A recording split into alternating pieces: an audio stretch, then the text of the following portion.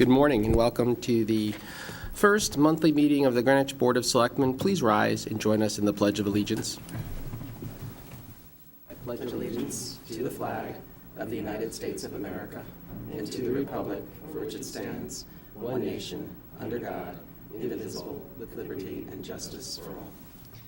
If we could remain standing for a moment, I wanted to observe a moment of silence on the passing of one of the town's centenarians, if that's the person. Centenarians. Got to get Dr. Gilday to make sure I'm correct. Mike Chiapetta, for those who did not know him, passed last week at 103 and a half years old. He resided on Indian Field Road. He had been very active in the town of Greenwich in his adult life, serving as a special police officer, a deputy sheriff. He was, as a profession, a car salesman with Greenwich Motor Sales and later Delia Pontiac, and was very active, very much liked to visit Joey B's on a weekly basis for a chili dog. He passed very peacefully, according to his son, and at this hour they're having his memorial service. So I'd just like to have us observe a moment in his memory and celebrate what really was a remarkably long and healthy life.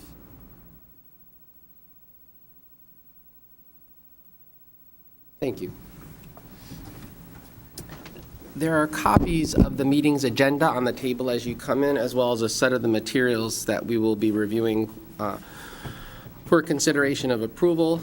It is a public meeting. It's not a public hearing, although the chair reserves the right to call upon any interested attendee to pose a question on an item that is before us today. Item number 2 is approval of minutes from the last regular meeting that was held on September 28th. Do we have any corrections or amendments?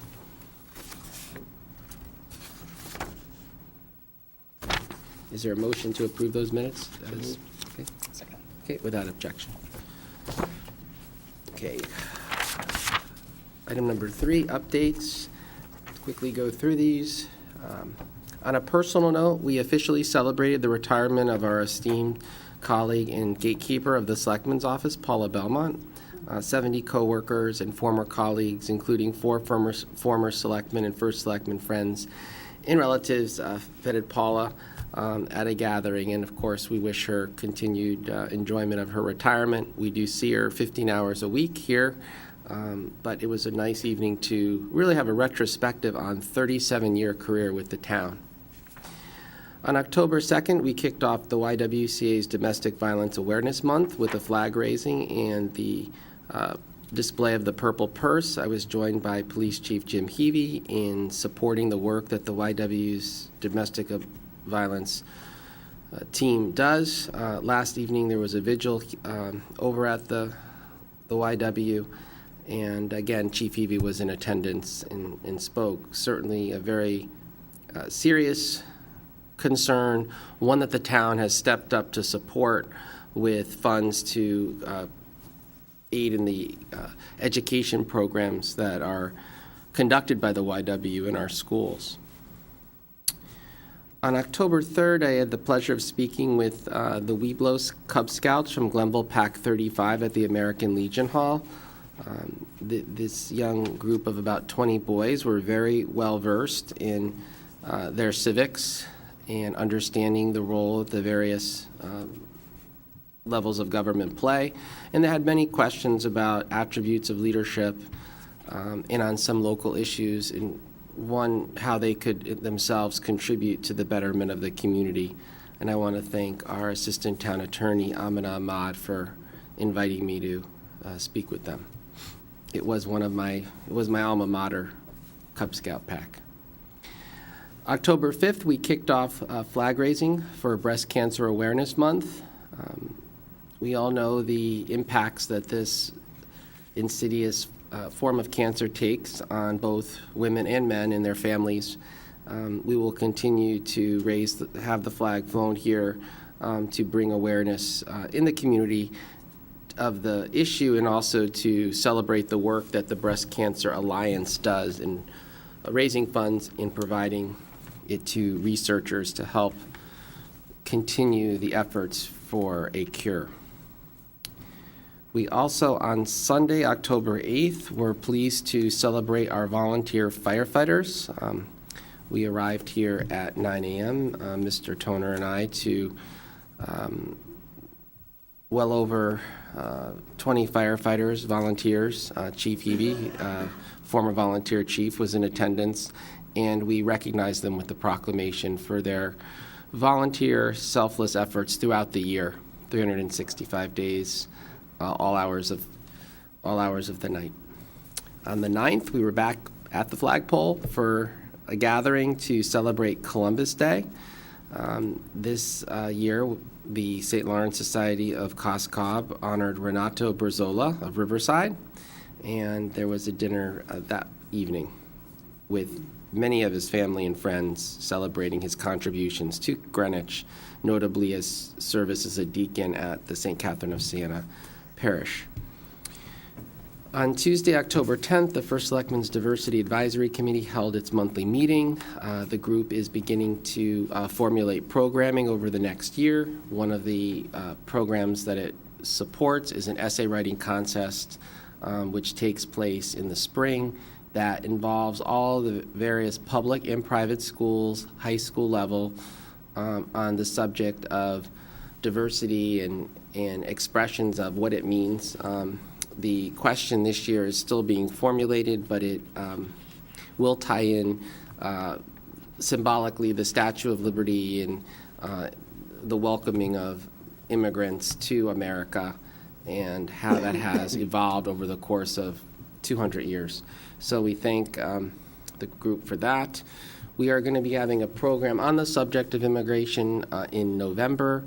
The purpose really is to create a better understanding of the various forms of residency in terms of what qualifies as a citizen, what is the status of someone with green card, how the laws apply, and so forth. We think it's a very timely subject, but also one, again, focus of the committee is to create understanding. There's so much discussion on these issues, and they're complex, and really this is about helping educate people. And so we expect to have, as part of the program, an immigration attorney to assist us in understanding all those various designations.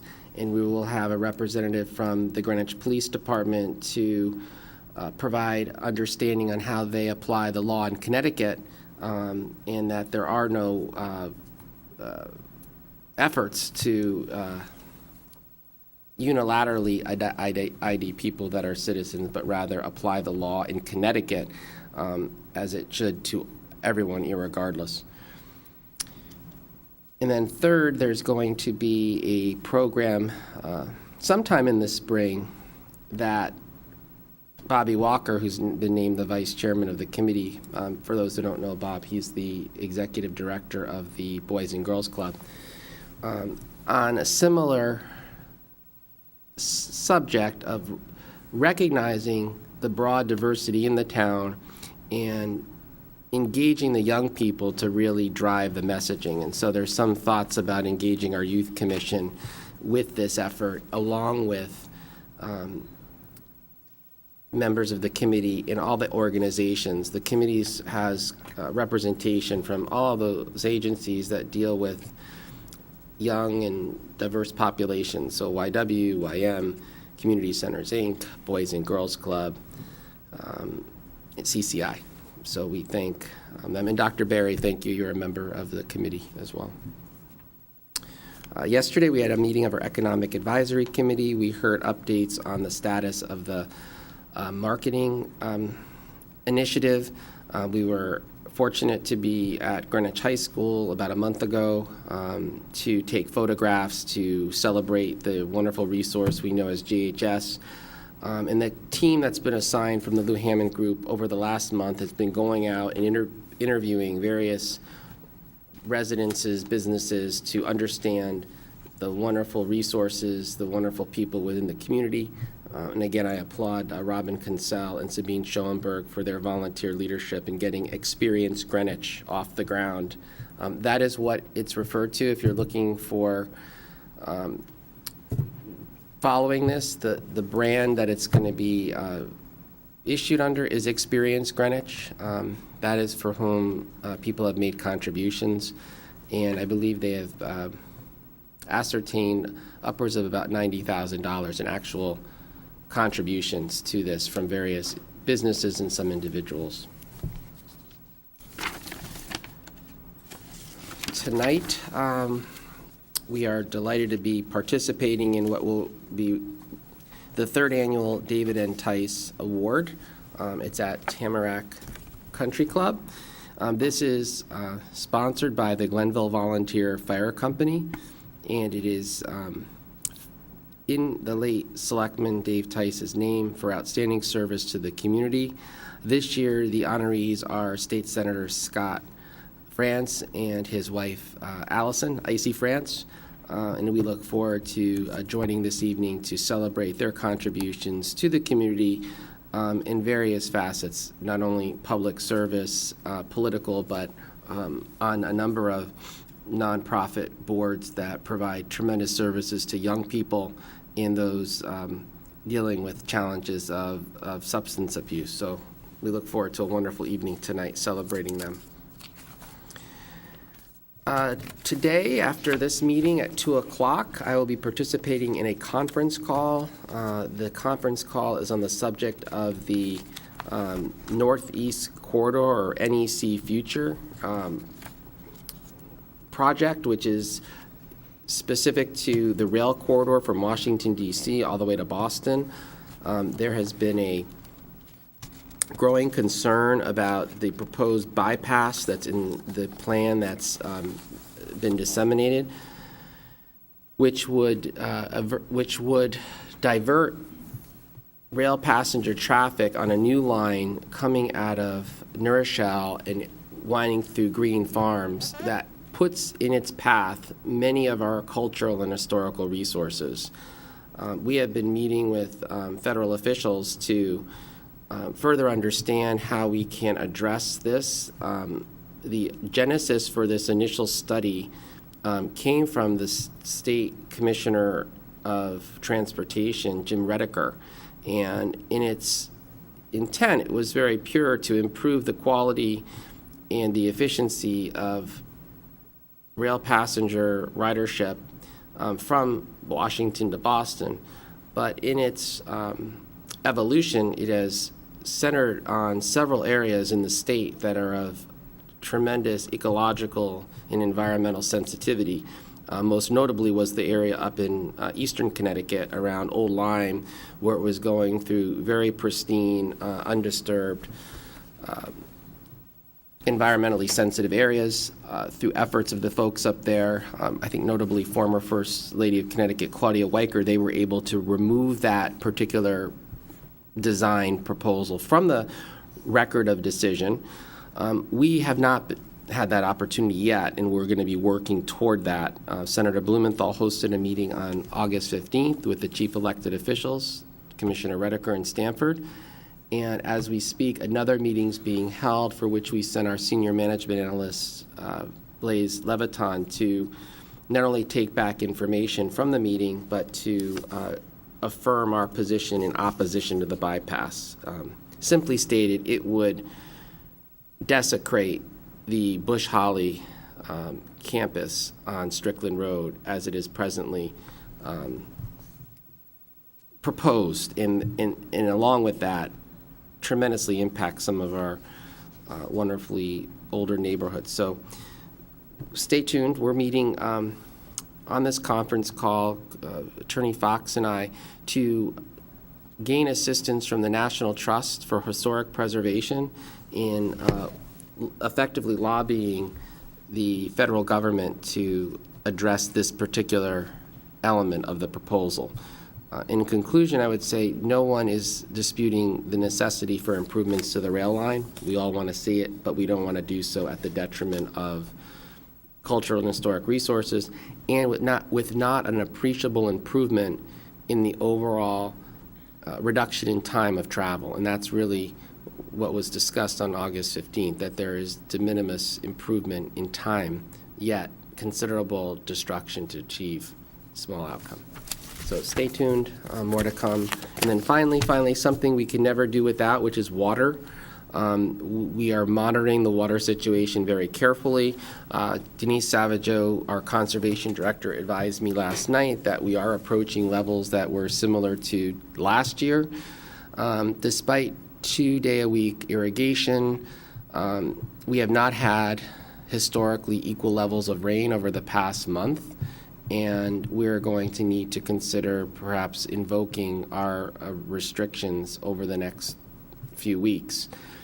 I raise that because the state right now is taking comments on the draft Connecticut State Water Plan. You can access this by going to www.ct.gov/water, and you can download the final draft Connecticut State Water Plan, and you can submit comments on the proposed plan up until Monday, November 20th, 2017. And this is again under the Connecticut Department of Public Health, the Office of Policy Management, and the Public Utility Regulatory Authority. So again, comments on the final Connecticut State Water Plan draft, go to www.ct.gov/water.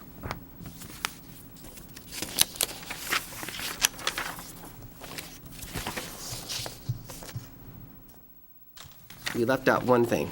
We went from rail to water. We forgot the air. We had a meeting on Tuesday night up at Tamarack Country Club with representatives from Westchester County, a homeowners group, concerning potential increased intensity of use at Westchester County Airport. I learned what HPN stands for, and Chief, you may know Harrison, Purchase, North Castle. When you see that on your screen to book a flight, I did not know all the letters, but it's for Harrison, Purchase, North Castle. So why is it important to us? Well, simply put, there are two things happening. One is the County of Westchester is looking to privatize the airport. Privatization could result in loss of control to the county and its citizens. There is concern that it's being done as sort of a one-shot revenue boost to the county to help plug budgets. This is what's being said. I want to put a disclaimer. I'm reporting what I heard, I'm not going to make judgment. So the recommendation that John and I were there heard to address that was threefold. Three methods, really. Through the political process, which is they're having county legislator elections this November, also for the county exec. Clearly the mantra from the organizers was vote for the other party because they'll not execute the privatization. Two was legislative, and that's one where I have reached out to Senator Blumenthal to look into various bills that affect the FAA to see if we could attach some provisions that would retain some governmental oversight of the enterprise. So he is aware of that and has been very involved prior to being senator as Attorney General with the whole Westchester Airport. And third is legal. There do not appear to be any mechanism at the moment to address that from a legal perspective in terms of any lawsuit because nothing's happened. So in many respects, we'll have to wait and see the outcome of the November 7th elections in Westchester County to know what direction it will take, but stay tuned. The other element is the updates to the master plan, and that's something has to do with volume of flights and number of passengers, the passenger cap. What we learned is that the majority of the traffic is coming through private jets. So as much as we like to think of the commercial traffic, what's really driving the volume up there are commercial jets, and what people are doing are availing themselves to these services in foregoing all the rigorous security checks that you have to go through if you go through commercial flights. So there's a convenience factor here, obviously with the costs, but there's a market. And so a lot of the questions centered upon that in terms of, will there be some regulation to the number of flights? There right now is a voluntary curfew, Chief, 12 p.m. to 6 a.m. You can call a number if you find the noise excessive, and they track it. Essentially, there's been a relaxation of a lot of the regulatory checks under the current administration, according to the presenter, Jonathan Wang. But we are on it and keeping tabs and working with our Northwest Greenwich Association, Round Hill Association, and Northeast Greenwich to make sure that we don't have too deleterious impacts. It's a convenient resource. We like it, but we want it not to be supersized. I think that's the best way. We like things kind of right-sized, but not supersized. And that truly concludes my updates. Looking forward to the next couple weeks. Our next meeting is on the 26th, and I'm sure we'll have more to report. Under old business, we have Mr. Eddy here, chairman of the RTM Appointments Committee, to review with us the second wave of changes to the term expiration dates for certain boards and commissions. I think we're pretty well versed on it. I think so. This is really a respectful formality. After the Board of Selectmen initiated the changes to the charter at our last meeting, Attorney Fox advised me that the changes that are being made to the municipal code, which are before the RTM this month, it's appropriate to advise the Board of Selectmen directly that these are happening.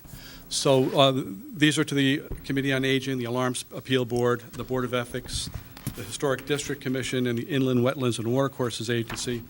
And everything I said last time pretty much applies this time. I could go over it again, but the changes are to the term expiration months for some of the agencies and the staggering of the years for others, and then the fixing the specific unique term position designations for every appointed member. If you have any questions, I'd be happy to answer them, but I think you've heard this a couple of times before. These are submitted for December, correct? The changes to the for the ones that you approved last time, or for December, the ones that are changing, the agencies whose code is in the municipal code are coming before the RTM in October. So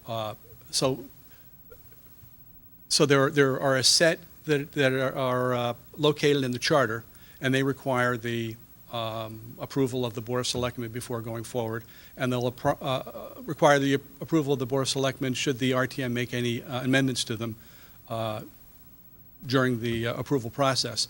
But the ones that I just mentioned here, including the Committee on Aging and going down to the Inland Wetlands and Watercourses Agency, are changes to the municipal code. So they do not require the initiation of the Board of Selectmen. Any questions?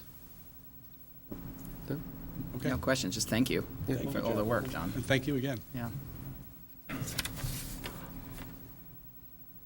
So is there a motion to approve? So moved. Seconded. Okay, without objection. Under new business, we have with us, I want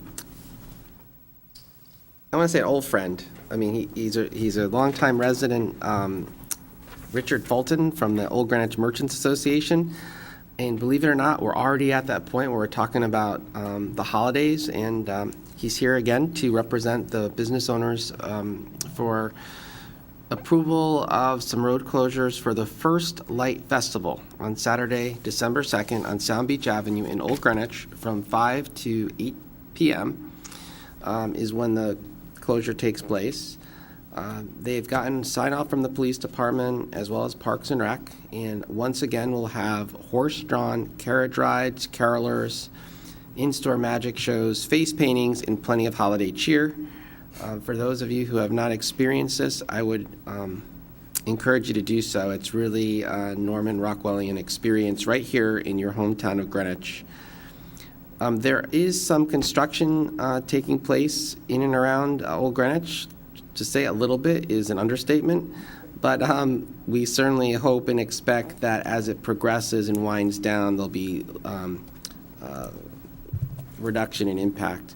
But needless to say, I want to thank Rich from Chili Bear. If you need something. My plug, right? Yeah. If you want to brand yourself or brand anything, see Rich. He'll take measurements here on the spot. He'll pick your font and your color. There you go. And you're good to go. Process. Yeah. So I don't have any questions. Do you? No. So is there a motion to approve the request as presented? Second. Thanks. Thanks, Rich. Thanks, Rich. The next item is to review and approve proposed amendments to Section 62 and 63 of the Town Charter regarding the Department of Human Services. As way of introduction, it was just earlier this year that approvals were gained through the governmental process of a name change from the Department of Social Services to Human Services. As I understand it, these are just to bring current other sections of the charter that relate to the department and its commissioner. And with us, we have one of our assistant town attorneys, Valerie Mays Keeney. Good morning. Yes, Mr. Tutsey, these amendments are to sections 62 and 63 of the charter, which involve the Department of Human Services, as it is now known. The key amendments are that the term human services is now defined in subsection A of section 62. It's a new section, and it's in bold under the first section.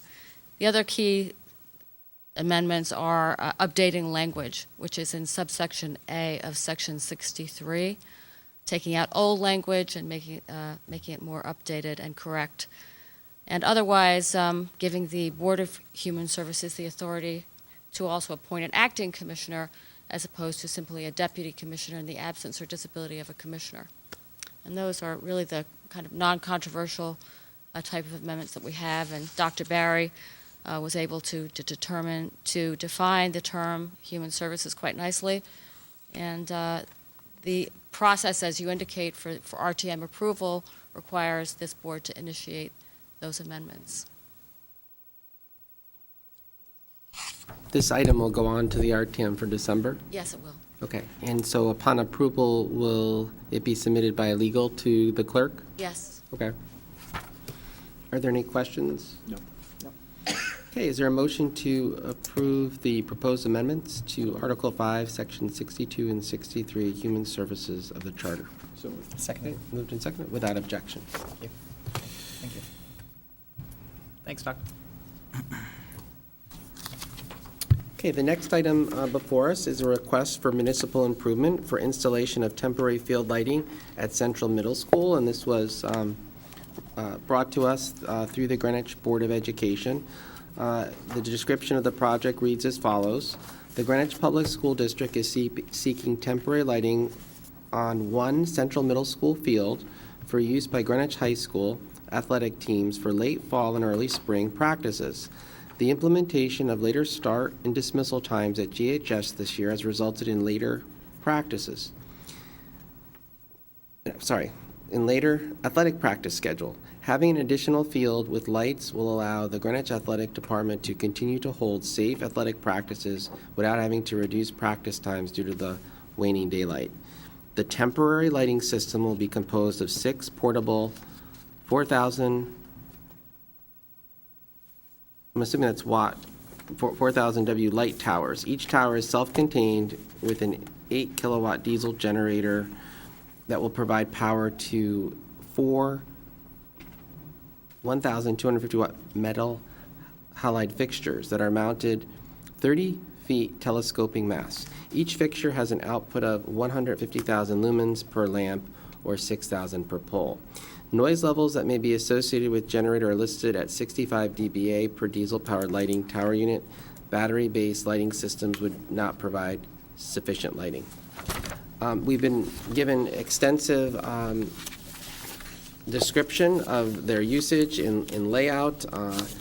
I can tell you I don't live too far from there, but I did drive the area on Monday night at dark and see the area is well insulated from a number of the homes. Also, currently, the lighting on the facility, which is required for safety,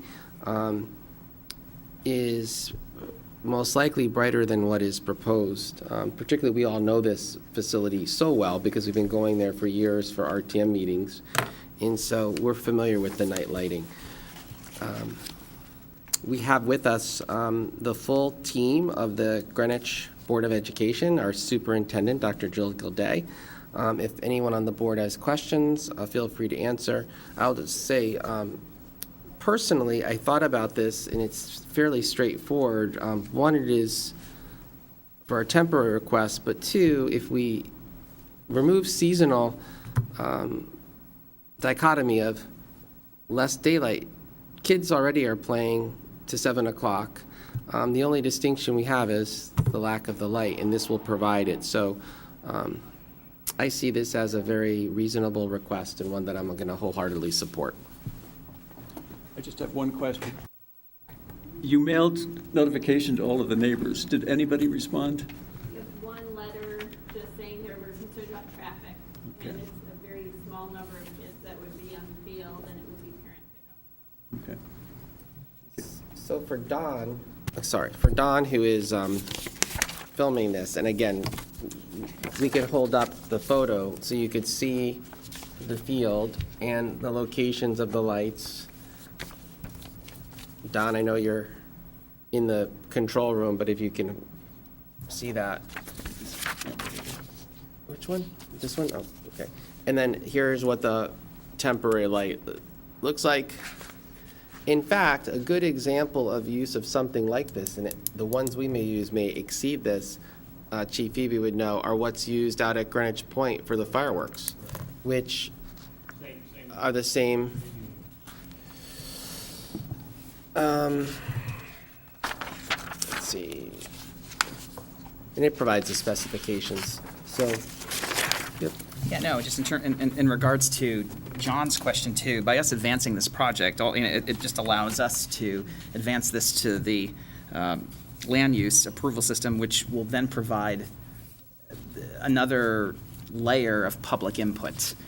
So I will also support this. I would like to say, also support the superintendent in such efforts in taking leadership on this and addressing what is a temporary issue now, and she has been working very hard in terms of the long-term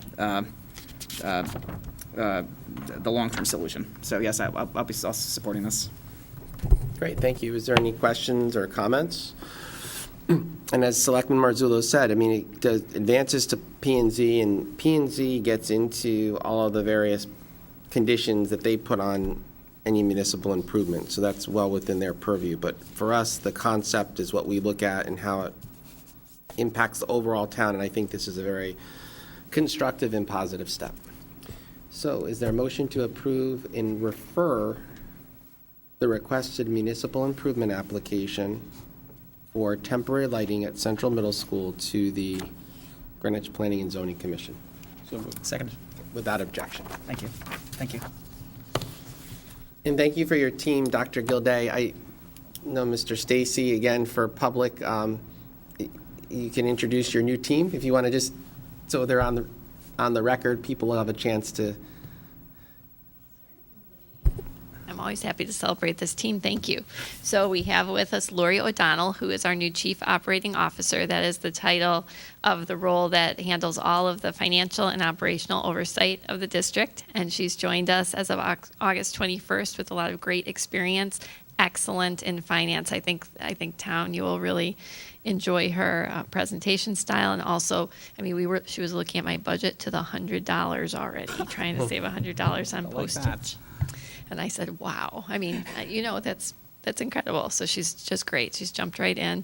Love working with her. Daniel Watson is next to Lori. Daniel just started, Daniel Watson, October 2nd, and he has already pulled this together. So pretty impressive when you think about it. In his first few days of work, I said, listen, we have a project for you. And, please make the right connections to make this happen. So thank you, Barbara, for your patience as we're learning this all together. We really appreciate it. And the extra prompts helped on following the process appropriately. So thank you. And then at the end, of course, Bob Stacy, who has been amazing since I've started, he took on the leadership of a number of roles in the district beyond human resources this summer to really help us move our facilities projects forward and really kept us on track and on target. And I really couldn't be happier with the help and support that I received. Thank you so very much. Great, thank you, Dr. Gilday, and welcome to both of you, Lori and Dan, and Bob. He's now, I want to say an old face, but he's a tenured face here at the town. So thank you. Yeah. Thank you. So thank you all, and good luck with the process. Let there be light. The next item on our agenda is an update on the opioid crisis and the town's prevention council. So by way of background,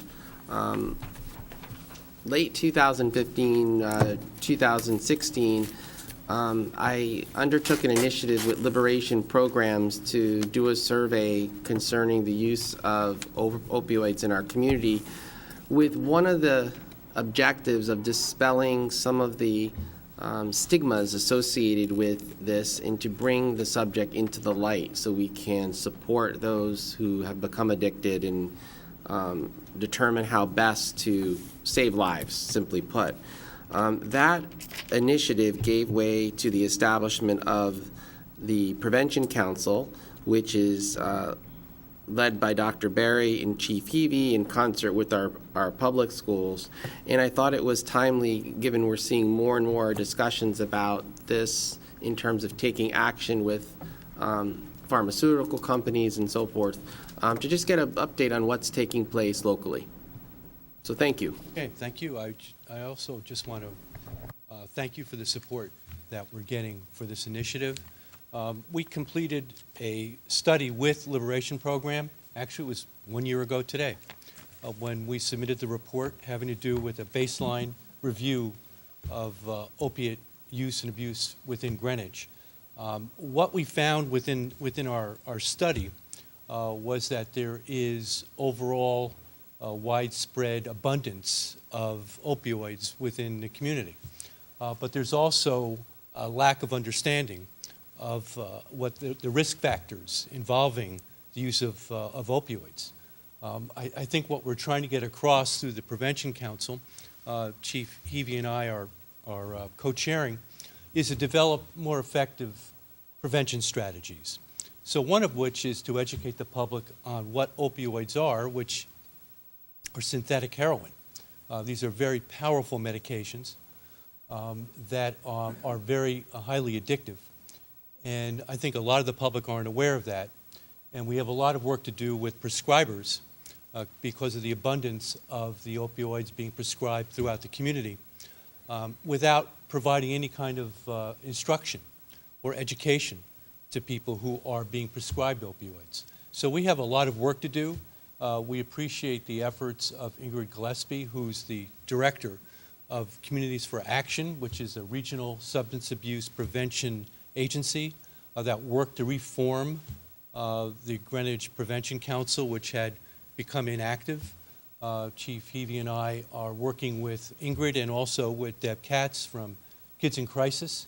We had our first Prevention Council meeting in January, where we committed an effort to revamp the council. We had 25 agencies there, including public and private schools, community agencies, the police, our department, United Way. And what we decided to do was to put our efforts together to develop a grant. It's a 5-year federal grant for prevention strategies. So this would assist us with staffing and also for funding initiatives that would come through the council. So I think we've made quite a bit of progress over the last year. One of our goals is to institute a survey throughout the public and private schools to assess behaviors and attitudes concerning these issues. So we've been working throughout the spring and the summer to gain the support of the private and public schools, and I think we've made tremendous progress with that. I think they're now going through the various boards for approval, reviewing there's a couple options for the survey, so there's a decision being made concerning which survey will be used. The results will be for all the schools, so no one single school or entity will be singled out, but it'll give us an overall indicator of what the attitudes and behaviors are throughout the town, not only for students but also for parents. We have to get better data and information. And one thing that came out from our study, even though we were able to gather information, it also showed how much we have to go further in order for us to be able to develop better collaborative efforts, but the strategies have to match what the needs are. And Dr. I Berry, think- is it public schools and private schools? Have you reached out to the private schools, or in terms of, it's both? Both. And you're getting cooperation from all over? Both. Oh, good, okay. Yes, I think the Prevention Council and the group has done a terrific effort in bringing all the private schools together along with the public schools to review the surveys with them, to gain their support, their trust, in order for us to move ahead with this. I mean, this is a significant move for the town. Other towns have done it, but you know, we're still hitting, I think, the issue which brings us together, which is stigma. You know, there's still a lot of denial, a lot of stigma when it comes to addiction. I think one of our efforts will be to try to move it more into the medical treatment area. I think that's really important for towns to take a look at, to try to divert as many people who are addicted into treatment, to encourage treatment. I think we've become overly punitive, which hasn't really helped with developing better strategies. So we're looking at developing an overall sustainable infrastructure within the Prevention Council for us to be able to develop effective strategies, especially prevention strategies with youth in the town. Okay, do you have any questions? No. Again, I would just like to commend the work that you're doing, and the importance of it, again, in saving lives and removing stigmas on people who may become addicted because they, in fact, cannot help themselves. Chief Hebe, thank you for being here. Would you like to comment? I'm going to add a couple things. Please, we have the mic. Of course, Dr. Gilday was informed of our efforts within the first few days of her arrival, so she's been very helpful with getting that understanding. I think both Dr. Berry and I both mentioned this right in our first meetings of Dr. Gilday, but just a couple things. One is that just a reminder that we have a drug drop box that's open 24/7 at the police station, and Dr. Berry and I were talking about it. It's one of those. It's a good problem to have, but I'm actually having to find money to get it dispose of the drugs more frequently because it is being utilized so well. So we continue to encourage people that once they finish a prescription drug, they no longer need to turn it in so that somebody doesn't get it nefariously. You know, a child gets it or somebody's in your house visiting and takes it. It's also good for the environment that they dispose of it in a proper manner. In a collaboration with GEMS and with Greenwich Hospital, the police officers will soon have Narcan in the field at full dose so that they'll be able to address both the concern for the safety of the community, but also the officers when they have to field test drugs during the course of narcotics investigations. You know, reminding people that last year we had 17 narcotic overdoses at the very least and included 5 fatals. So it's an important part of the aspects. As far as the Prevention Council, we've had a lot of effort with Chasing the Dragon, which is a film produced by the FBI. We had a showing of it here at Town Hall. We hope to have another showing of it at the high school sometime after the holidays. And then we also are working on a program for 8th graders because we look at the research and we really recognize that it's never too early to start making helping young children make informed decisions. If you're a sports person or in drama or any club and you are a 8th grader and you head to the high school, you're immediately exposed in a social setting in those organizations to an adult, a senior. So we want to try to help make those children best prepared for when they have these social issues and peer pressure and whatnot about dangerous behavior. So we think that's a positive. And then lastly, our narcotics section is continuing their efforts to reach out when there is a drug situation to address the person who is the victim of a drug overdose so that we can probably eliminate the supply. So we have a number of techniques that both the FBI and the state have recommended, and we've endorsed those locally. So again, that's making a difference. So, Great. thanks. Great, thank you, Chief. Thanks, Chief. So again, thank you for this, and we continue to welcome any developments or efforts that we can do to continue to support this work. Thanks, Doctor. Thanks, Chief. So under new business, we have an item which is related to Veterans Day, which we have to, by vote of 2/3 to take up, but simply it is another road closure request, which we'd like to get approved at this meeting versus the one on the 26th, because one, it just allows us to further promote what is going to take place on Saturday, November 11th, which is Veterans Day this year.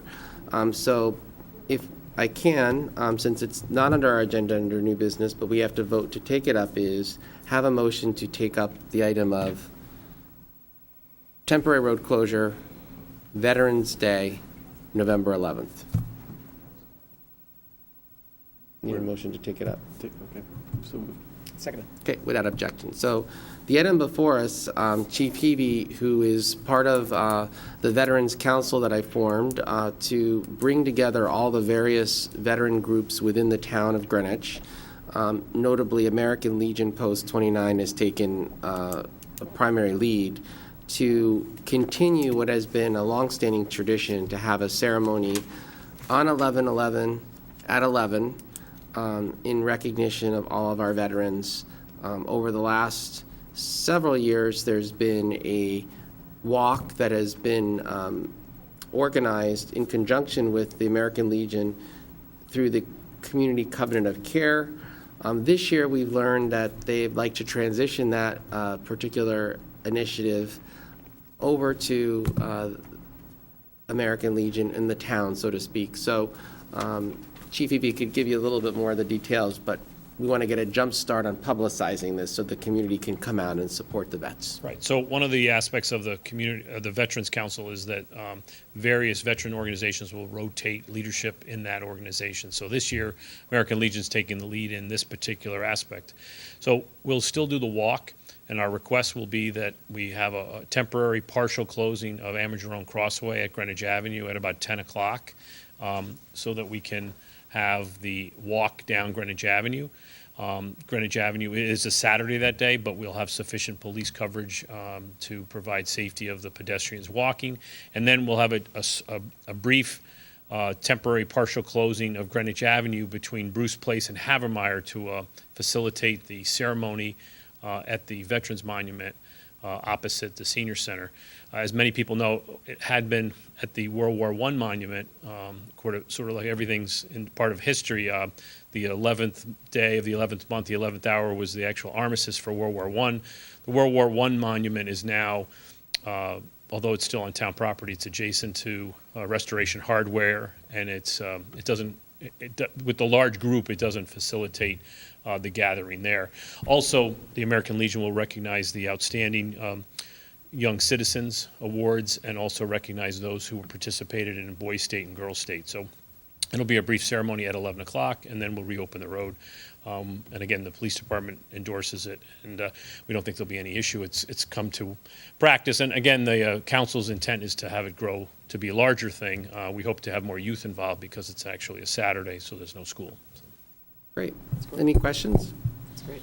If not, is there a motion to approve the request for the temporary road closures on Greenwich Avenue intersecting streets for Veterans Day 11/11 from Amadrone will be probably from 9:30 to 10, and then Greenwich Avenue between Bruce and Havermeyer will be from 11 to 11:30, approximately. Great. So moved. It's moved and seconded. All in favor? Aye. Thank you. Thank you very much for Thank you. your double duty here on all the items. That concludes new business. Do we have any appointments or nominations today? No. We do not. Do we have any matters of executive session? Wow, this is a Wow. record. And it's 11 o'clock. Yes. So our next meeting is October 26th. I believe we're not going to be in this room because are we? I'll double check, we may be upstairs. We may be in the cone room, but is there a motion to adjourn So moved. without objection? Wow.